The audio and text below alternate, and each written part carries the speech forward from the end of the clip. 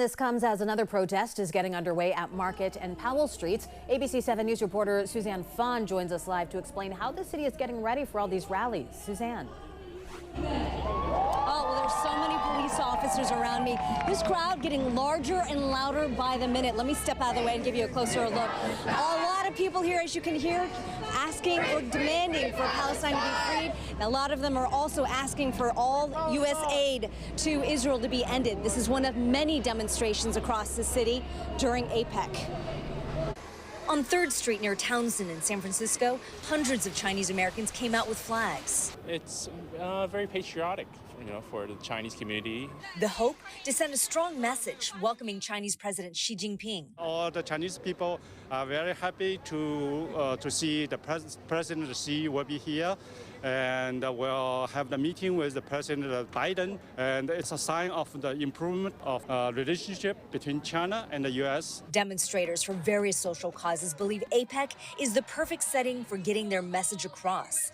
The economic summit brings heads of states, CEOs, and lots of eyes from around the world. On Sunday, dozens gathered to demonstrate, starting at the Embarcadero and heading toward 5th Street and Moscone. On Monday, protesters projected this onto the side of the Embarcadero, calling for a ceasefire in Gaza.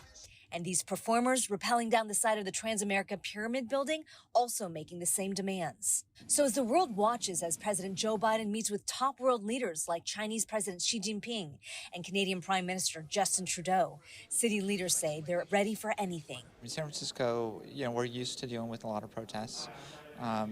Throughout the year, we probably have at least one protest somewhere in the city every day.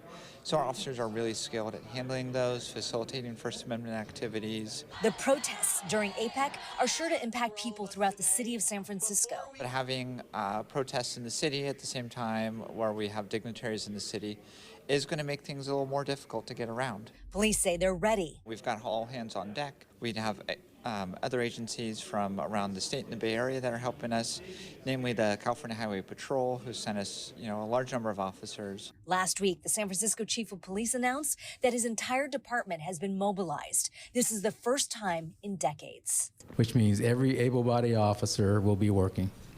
And we'll be working 12 to 14-hour shifts. We'll have coverage daytime and nighttime.